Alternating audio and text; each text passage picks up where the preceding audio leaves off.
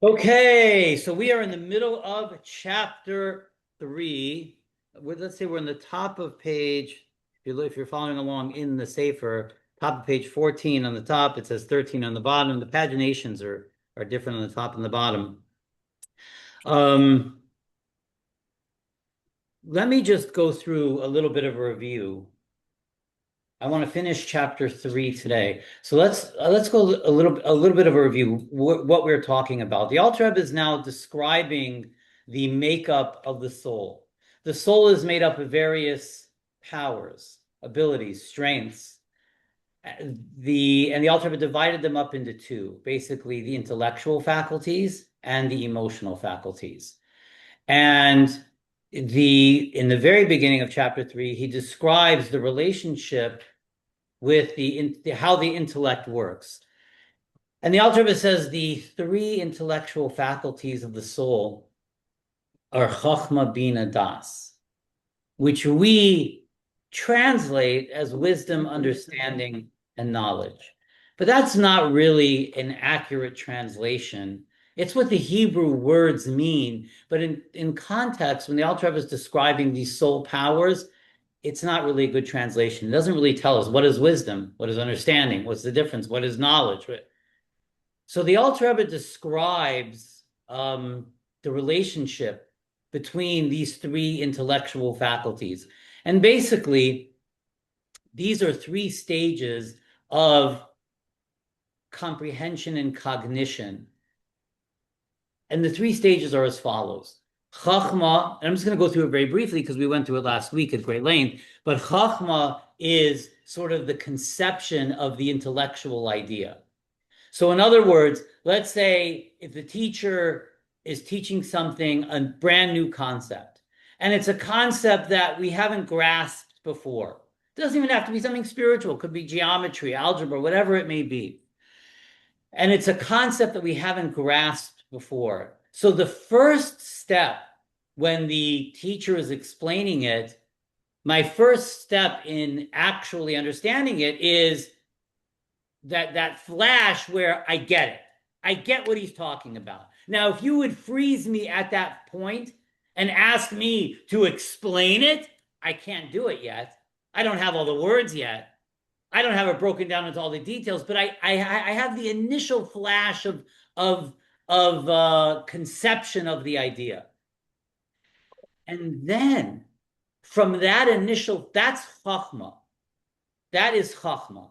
Chachma is that flash of conception of the intellectual idea. And then from that conceiving of the idea, then through contemplating that idea, through meditating upon it, reflecting upon it, deeply thinking about it, I'm able to take from that flash all of the small details that make up this intellectual idea.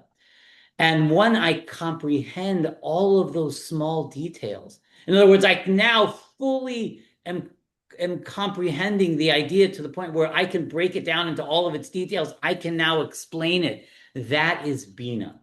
Bina is the understanding. So, and these in Kabbalah, these are often associated with the male-female dynamic, where Chachma is the male and Bina is the female. Bina Yiseri Leisha. I spoke about this last week. The Talmud says that it's not even Kabbalah. The Talmud says the women have an extra dose of Bina, of cognition, of comprehension, of understanding.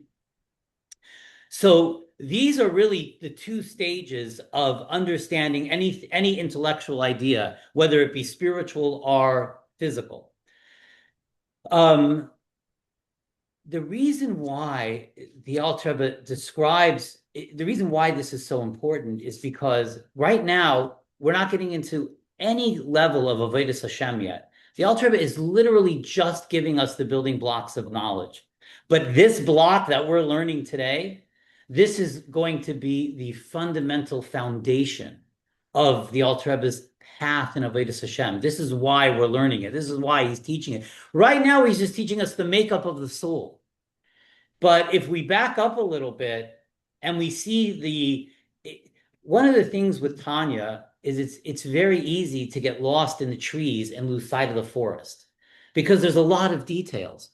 And so I try to zoom out every once in a while, even when we're in the middle of the trees, to try to explain what place this has in the Alter Rebbe's forest, in the Alter Rebbe's path of Avodas Hashem.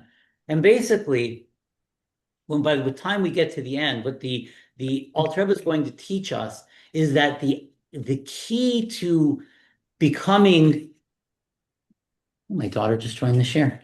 The key to be, hey Speaks, thanks for joining. The key to becoming the Beinoni, which is the goal of Tanya. We don't even know what the Beinoni is yet, but basically what the Alter will describe, will teach us is that if we remember back in chapter 1, we learned about Tzaddik, Rasha, Beinoni, and the Beinoni is the intermediate, but yet Rabbi said, Kagoin on a Beinoni. So Rabbi could make such an error. And we know Rabbi, Rabbi never stopped learning Torah. And yet he could call himself a Beinoni. Clearly a Beinoni is more than just the middle person who does half mitzvahs and half sins. And so the Alter Rebbe describes the Beinoni is actually the level that every single one of us can strive towards. That the tzaddik is somebody who has completely and totally conquered his Yetzer Hara. He no longer struggles. He no longer battles. He or she no longer deals with any ugliness, internal ugliness, or cravings, or anger, or ego, or jealousy, or whatever the negative. The tzaddik has vanquished it all. For most of us, that is not a realistic place a realistic finish line. And I mentioned this back in chapter 1, that was a huge kiddush of the Alter Rebbe at the time. Because in the yeshiva world at the time, in the Jewish world at the time, the spiritual leaders in the times of the Alter Rebbe, which was like the 1700s, the tzaddik was the goal. And anything less than that was considered spiritual failing. And the Alter Rebbe comes and says, not only is the tzaddik not the goal, it's not even attainable for most of us. That what is attainable is to become the Beinoni. And again, the Alter Rebbe has not described yet what the Beinoni is, but I'm just describing it so that we can make sense of where we are in Tanya. The Beinoni is you and I. The person who always will have a Yetzer Hara, who will always have an animal soul, who will always struggle, who will always be battling, but the Beinoni has reached a place where that struggle never manifests itself outwards. In other words, in chapter 4, we're going to learn the soul expresses itself, manifests itself in one of 3 ways: in our thoughts, our speech, or our action. That's how the soul expresses itself. So the Alter Rebbe calls those garments of the soul, because the soul literally encloses itself in our thoughts and our speech and our action to animate it, to motivate it. So the question is, now that we've learned that we have 2 souls, a godly soul that seeks for connection, dvekas, purpose, transformation, and an animal soul that seeks pleasure, that seeks gratification, that seeks eating, sleeping, drinking, etc., like every animal. The question is, which soul is going to enclose itself in my thoughts? Which soul is going to enclose itself in my speech? Because they both can't hold the steering wheel at the same time, because they're steering in opposite directions. So at any given moment in time, and this is also a tremendous novelty from the Alter Rebbe, there basically is no gray area. At any given moment in time, your thoughts, speech, and action are either being controlled by your animalistic side, your selfish, egocentric side. And again, that's not necessarily all bad. Our animal side has all of our natural, innate, good midas as well. But our animal soul also has our negative midas. So at any given moment in time, either the animal soul is in control of my thoughts, in control of my speech, and in control of my actions, or my godly soul is. For most of us, our default setting, when the computer comes and you have the default setting and you have to get it off the default setting if you want to get into the advanced settings, our default setting for most of us is our animal soul is what is in control, and our godly soul lies dormant. What the Tanya teaches us is how to make that shift. so that our godly soul is the soul that is in control of our garments, our thought, speech, and action.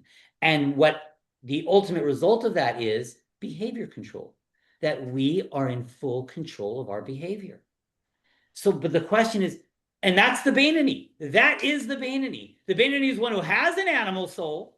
He has ugly cravings or anger or jealousy or taiva or whatever it may be, but it always remains inside. It never encloses itself in thought, speech, or action because the godly soul is in charge of thought, speech, and action. So that negativity from the animal soul lies dormant within. That's the Bainani. When you have learned to control your animal soul and not allow your animal soul to control you. Now, you could be a religious Jew, shomer Torah and mitzvahs your whole life, and yet never learn this ability. Your animal soul is always in control. And so this is beyond just keeping mitzvahs. This is a real paradigm shift in personality in terms of how we express ourselves. And so how does one achieve becoming the Bainani? That is what the Alter Rebbe is. This is exactly what the Tanya is. And the answer is, even though the answer is not until we get to chapter 53 and we learn but I'm giving it to you in chapter 3, so that chapter 3 will make sense. Ultimately, what the Alter Rebbe is going to teach us is the answer lies here in the power of our minds. That our minds, according to the Alter Rebbe, are incredibly powerful. And ultimately, if we could harness the power of our mind and utilize the power of our intellect to meditate on godly concepts, godless Hashem, how Hashem transcends and permeates the world simultaneously. The Alter Rebbe is actually going to give us detailed meditations to meditate upon. But the idea is that from the intellect, the emotions will be created. The emotions of Ava and Yira. And so this is what chapter 3 is, why chapter 3 is so important. The Alter Rebbe is giving us sort of the building blocks of how to become the Bainani by describing the makeup of the soul. And the Alter Rebbe tells you your soul is made up of intellectual and emotional powers. 3 intellectual powers, Chacham, Bina, Das, and then the emotional powers of Ava and Yira and the various branches of Ava and Yira. Love and fear. So the idea is that through utilizing the intellectual powers of my mind, Chachma, conceiving of godless Hashem, Bina, contemplating it to the extent where I could break down into all kinds of details the relationship of Hashem in this world and how godless Hashem is and how vast Hashem's presence is in this world and what its relationship is with me, etc. When I contemplate on the vastness of Hashem and how within that vastness Hashem has an intimate relationship with me, when I think about that, when I break that down into all of its details, that creates the feeling of love or a feeling of awe. That creates the emotion. And then when I live with that emotion, when I actually feel that emotion and I live with that emotion, I'm living with a constant feeling of Avos Hashem or awe of Hashem. And I live with it when I drive in my car, when I walk down my street, when I'm engaging in my house, and every moment. It changes the way I behave. If I'm actually feeling that Ahava, it changes the way I behave. So that's the key. That's behavior control. So the idea is that the intellect creates the emotions. Now, for many of us, and I spoke about this last week, our emotions just come spontaneously. They're from external stimuli. Somebody upsets me, somebody says something, or I get inspired, but it's spontaneous. The problem with spontaneous emotions is if they're not filtered through the intellect, they're usually a reflection of my animal soul, because that's usually the forefront of my consciousness. So anything spontaneous is coming from my animal soul. So if it's spontaneously good, I feel inspired, etc., it usually will just dissipate. And usually my spontaneous emotions are actually not the opposite of good. So the idea is to not allow your emotions to control you, your spontaneous emotions to control you, but allow your intellect to be the one that's in control. And then when your intellect is in control, you create your emotions through your intellect. Can I just say something? Yeah, please. In addition to that, your intellect controls action, controls you, controls your physical you. So what I want to bring out is that there's this guy, I told you about him, Joe Dispenza, and he runs these weekends. And he wanted to show scientifically that your thoughts control your metabolic makeup. Yeah. So when you come in, they would do like blood work and all these kind of things. And they would see your cortisol levels and everything. And then he would have like a 2-day workshop. And he would tell people how to better control their thoughts, how to give their thoughts different messages. Yeah. So that they would have these different emotions. And on the way out of this conference 2 days later, they would redo all this blood work and everything about their metabolic makeup changed. Incredible. Their cortisol levels went down. Yeah. They had all these physical changes that occurred, and the only thing that was different was their thoughts. Joe Dispenza. Yeah, somebody sent me his book, right? We have somebody sent it to us. Yeah, it's incredible. How much of it is that's time. Yeah, that's it is, yeah.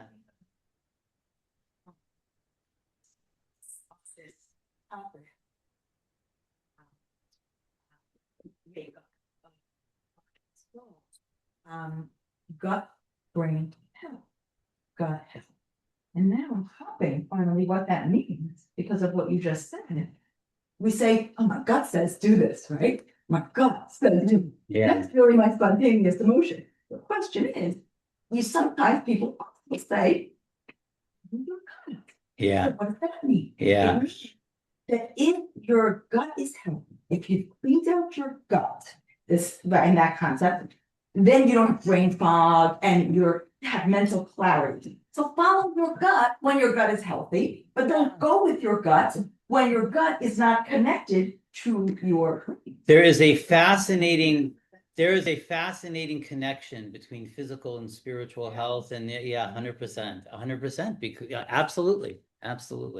That's and a fascinating connection between gut and brain, as you're saying. Yes, which is it's all ultimately it's all connected. Ultimately, Torah, and it's all connected. Everything is connected. Yeah. The liver, something. Yes. Okay, so let's jump into Tanya now, just with that too long introduction. So the Alter is now describing basically the makeup of the soul, that the soul's made up of these intellectual powers, and then from those intellectual powers, the emotional powers as well. And ultimately, in a healthy person, the intellect is what is in control. And again, that's why the Alter called his branch of Chassidus Chabad, acronym Chachma Bina Das. So Chachma is the conception of the intellectual idea. When we apply it to Tanya, it's if you learn a concept of Godless Hashem. So Chachma is when I get the idea, I get it. Bina is when I break it down into all of its details and I truly understand it. But the mind is an incredible thing, because even when I truly understand something, it's very possible that I still am not connected to it. It just remains in the ivory tower of my mind.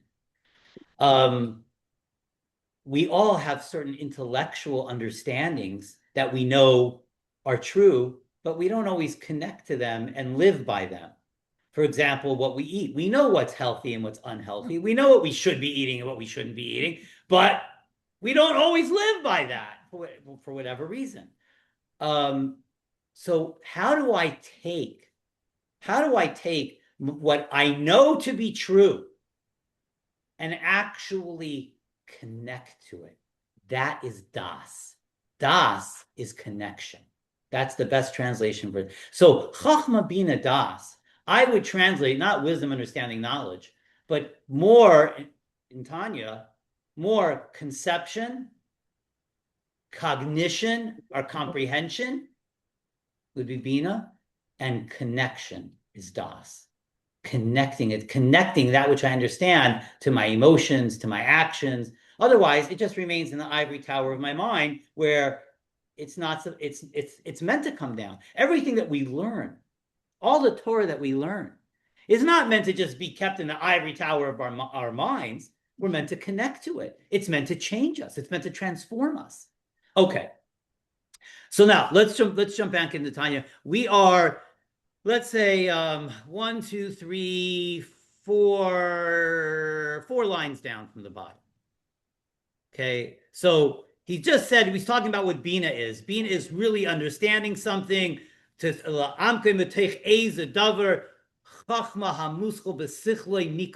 I truly understand something, when I bring it down to all of its cognition and all of its comprehension, we're 4 lines down from the top. I said bottom. 4 lines down from the top. The middle of the line, Nikra Bina. Ve'hein heim av ve'aim hamelidus avas Hashem v'yirasei b'pachtoi, and Chachma and Bina are the father and mother that give birth to the midos. That's how it works. As I said in the Zohar, Chachma is often and Bina have this sort of male-female dynamic. Chachma and Bina together give birth. You always start someplace else where we led both. But they give birth to the midos. Okay.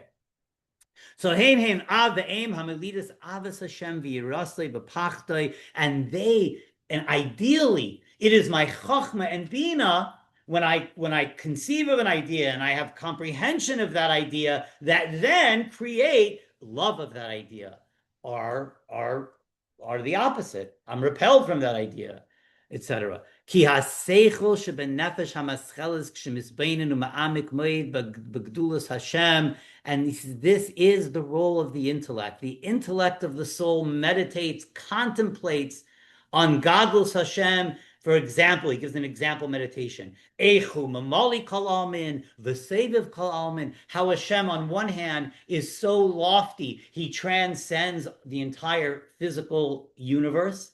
But at the same time, Hashem's energy permeates every single entity down to the earthworm crawling in the earth. Hashem's force and life force is permeating that. He's Seviv Kol Almin, he transcends the world, and at the same time permeates every element of the world. V'kulu kame kaloi chashiv, and everything is as naught before him. Even though this table appears to have an independent existence, and we look at the world and it looks like it's run by the forces of nature, nature is just a tool in the hand of Hashem. Everything, and this was the whole point of Kriyas Yamsov, as we said in our Parsha here on Tuesday, everything is as naught before Hashem. Everything is batul umavutul, everything is subjugated to the divine life force that exists within it. When that happens, when I contemplate on that, when I think about that, and when I meditate upon that, meditation is a huge part of the Alter Rebbe's path in Avodas Hashem. And when I meditate on these godly ideas, it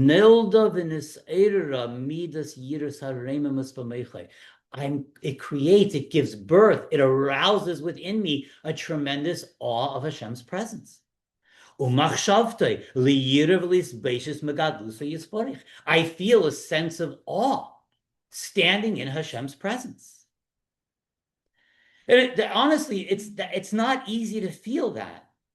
It's not easy to feel that as physical human beings, to feel a sense of awe to an invisible entity. It is not easy, but our minds, when we affix our minds and understand Hashem's presence and meditate upon that presence, that's how we're able to do it. I would compare it to being in the presence of a tzaddik. If anyone's ever been in the presence of a tzaddik, which I've had the opportunity to be, I mean, I have the opportunity every day. That's the honest truth. And every day I'm in awe of that. But yeah. But if you've ever been in the presence of a tzaddik, you feel that awe. You feel it's a sense, I can't describe it other than a sense of just absolute, I'm in the presence of something very awesome. And imagine we actually feel that with Hashem. It's behavior changing. It's life changing when we can actually live with that. And the Alter Rebbe teaches us how. But this is the first step, how is understanding the mind controls the emotion. You change the way you think. You change what's in your mind. You change the way you feel. That's basically Tanya in a nutshell. Change the way you think, change the way you feel, and that changes the way you behave. She'ein lo seifa tachlis. So when I think about godless Hashem, she'ein lo seifa tachlis, which is infinite. Upachad Hashem b'liboy, and that arouses within me this tremendous sense of awe. V'shuv yisloi v'liboy ba'ava az b'karish b'yesh, and that awe will lead to a sense of incredible love. When I meditate how that awesome God, who is so awesome, he transcends all of the physical and spiritual worlds, has an intimate relationship with me. Every breath that I take, every beat of my heart, every blessing in my life, down to all of its minutia. Hashem doesn't just look at me as I'm like a single ant in a colony of ants. Hashem has an intimate relationship with every detail of my life. When I think about that, that arouses within me this ava aza karish b'esh, a burning fiery love, b'chashecha b'chvitza v'tshuka, with a yearning and a desire. My soul yearns to connect to the greatness of the infinite light. Vehi kleis hanefesh, and that's when a Jew experiences literally kleis hanefesh, which is such a powerful desire that the soul could literally expire. What is it? Kleis hanefesh, which means an expiry of the soul. The soul could literally leave the body. You know, one of the things that we saw by all of the Lubavitch Rebbes, but by our Rebbe as well, is oftentimes when they were saying a mimer. A mimer is like a Chassidic discourse. They would go into almost like a trance. And there were times that, there's a story of the Alter Rebbe that in the middle of a mimer, it's literally in the middle of a mimer, which is this deep, complex Chassidic discourse, he stopped and asked for a bagel and butter. Why would he ask for a bagel and butter? This is exactly. He felt his soul leaving his body. He felt his soul leaving his body from this place in Nefesh. The mimer was on exactly this, on Avos Hashem and Yiras Hashem. And as he's speaking it, the Alter Rebbe is feeling it, and he's literally feeling his soul leave, and he wanted to bring his soul back to his body. We would see by the Rebbe, oftentimes in a mimer, he would wrap tightly a napkin around his hand and hold on to it. Literally as if to hold on to something physical in the physical world to prevent his soul from leaving, from departing. I mean, these are how tzaddikim live. But the Alter Rebbe is telling us this isn't only the purvey of the tzaddik. Every one of us has this ability. Every one of us can arouse a sense of av. I mean, this is what happened with Nadav and Avihu. They had such an avos Hashem that their souls left their bodies. So we all have this capacity to experience this place of nefesh, this powerful expiration of the soul. K'diksiv, as David HaMelech says, nichsba v'gam kalsa nafshi, my soul yearns. V'gam kalsa nafshi, my soul yearns, my soul desires you. And he brings several different psukim from different tilims. K'diksiv, tzama nafshi lelukim, my soul thirsts for God. This is what David HaMelech is talking about. He's experiencing exactly what we're saying. This hisbeinus brought David HaMelech, because what was David HaMelech? He was a poet. This is what he would do. He would be misbeinin on godless Hashem. He would meditate on godless Hashem. Tzama nafshi lelukim, my soul thirsts for you. K'diksiv tzama lecha nafshi, my soul yearns for you and thirsts for you. Over and over, David HaMelech says this. This is what we have the power to create within us. To create this real thirst, this real desire to connect. If we can create this through controlling what we think, and we can create our emotions, it absolutely changes our behavior. This is how every one of us is able to reach the pinnacle of where we are meant to be. That thirst comes from the element of fire in the godly soul. That means every one of us has this. This isn't only the tzaddikim that have this. We all have this. As the scientists say, and so too the Kabbalists say, quotes the Eitz Chaim, Chaim Vital, that passion is in the heart, and coolness, calmness, collectiveness is in the mind. The mind is cool, calm, collected. The heart is passion, fire. They're meant to work together. They're meant to work together. The mind, the coolness in the mind, the collectiveness of the mind. I could understand. That's why oftentimes many intellectual people who are incredibly highly intellectual are often not very emotional, because they're dominated by the coolness of the mind. And sometimes very emotional people are often not always utilizing the power of the intellect. The Alter Rebbe is teaching us we're meant to utilize both of them, where the power of the mind, the cool, calm collectedness of the mind, is then meant to arouse this incredible passion in the heart.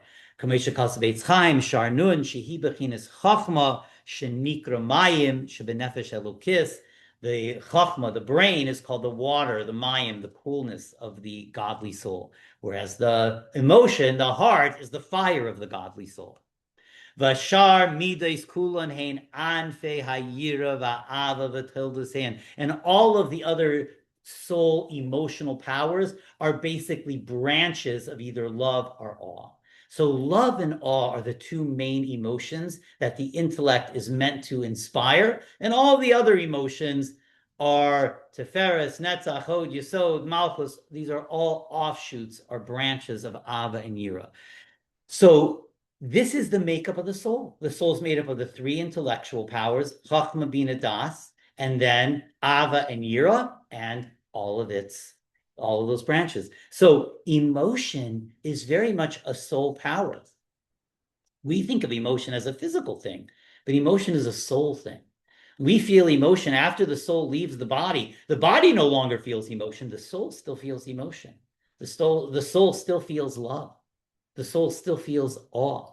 It's now on a more spiritual realm, but as I said last week, that's our connection to the neshamas that have passed on, and the connection to our parents and our grandparents. That love that they felt in this world, they still feel, and we still feel, and that love bridges the connection between these two worlds. Okay, let's we have a little bit further. I want to finish off chapter 3 today. So now we know what Chachma and Bina are. What is Das? What is this third intellect? So Vahadas hu Maloshin, and Das is I put the cat out of the bag. Das is connection. Das is how I take what I meditate on and actually connect it to my emotion, so that it doesn't remain in the ivory tower of my mind. Das hu Maloshin va'adam yada eschava. And that's why he says Das comes from, as the Torah says, when it speaks about physical intimacy between husband and wife, it uses the word Das. Mm-hmm. Adam knew Eve. Adam yada es Chava. Right? It's talking about intimacy, because Das is connection, is powerful, strong, bonding connection. That's what Das is. That is why the Torah utilizes that word for intimacy, because that's what intimacy is supposed to be. It's meant to be a connection, of a soul connection, not just a physical connection, a soul connection. Vahu lashon hiskashrus v'hischabros. This is what Das means. Das is a lashon of hiskashrus, connection, bonding, hischabros. Shemekasher daitoi bekesher amid. So what am I connecting intellectually? I am connecting my intellectual meditation. Bekesher amid v'chazak ma'od. I'm connecting and affixing strongly that meditation. V'yataka machshavte b'chezik b'gdulas ha'ein seif baruch hu. So step one is I'm really connecting my mind to this idea. I'm connecting my mind, my intellect, to this idea that I'm meditating on. Meaning that my mind's not wandering from thought to thought. I'm fully affixed. I'm fully connected here. That's step one of Das. Connect to the idea. I can meditate on something, but then I could think about my groceries, or I could think about my errands I have to do. I could think about the bills that I have to pay, and then I could go back to thinking about what I'm meditating on. Das means focus. Das means connecting. Das means I'm connected to this one thing and nothing else. Because somebody could conceive of the idea. You could have a great intellectual master who could conceive of the idea and who could break it down into all of its details. He could have the chachma and bina of these godly ideas. But if he doesn't affix his mind to it, if he starts thinking about his bills and his errands and all the other things, if you're not constantly affixing your mind to it, then it's not going to connect to anything. It's just going to remain in the ivory tower of your mind. You have to connect your mind to it. And then when you connect your mind to it, it'll connect automatically to your midos. It'll create ava. It'll create what your mind is connected to will affect your emotions. Your intellect affects your emotions. That's the bottom line. This is going to be the path of the Beinoni. So the Alter Rebbe is giving us and describing what the soul is, but he's giving us the actual path right here. So you'll just have spontaneous emotions that'll just flitter away. They'll be fleeting. Therefore, if you want to have emotions that are not fleeting away, if you want to have sustained ava, sustained yira, if you want your Avodas Hashem to really be sustained and continuous, to not just be fleeting, it is dependent upon the power of your das, the power of you connecting to this idea. So, al-kain hadas hu kiyum hamidus v'chayusan. Das is what is constantly giving the emotions their life from the intellect. Das is plugging your emotions into your intellect and constantly giving them their life force. And that is the love that we feel and the awe that we feel to Hashem. The only way we're going to feel that ava and yira on a continuous basis is if we strengthen the power of das, our focus and our connection. So this is really the path. The path is learn about a concept in godliness. When you understand it, conceive of it, understand it, fix your mind to it, meditate upon it. It could be for 5 minutes or 5 hours. Everyone's meditation could be different. You fix your mind to it. That fixing your mind to it will create ava and yira. That ava and yira, when it floods your consciousness, that changes your behavior. You're acting now out of avas Hashem. You're acting now out of yiras Hashem. It changes the way you do mitzvahs. It changes the way you interact with your fellow human beings. It changes your relationships. It's completely life-changing if you actually live it. So it's way beyond just shomer Torah and mitzvahs. It's actually going through a transformation to bring out the best of everything that I'm meant to be. And this is the path and how we do it. Okay, so that's chapter 3. We'll conclude here. Amir Tzashem, we will continue, Tanya. Now, we're not going to have Tanya. I'll put it on the WhatsApp group, but it's going to be a few weeks now. Next Thursday is Tisha B'Av, and the next 2 Thursdays after that, I'm not available. So I'll put it on so that it'll be like, I think 4 weeks from today, literally. But I'll put it on the WhatsApp. Yeah, for sure before Rosh Hashanah, for sure. We'll be back in the beginning of El. When is it? August 13th? August 13th will be our next Tanya Shiur. But I'll put it on the WhatsApp group. That's Rosh Chodesh Elul. Is it?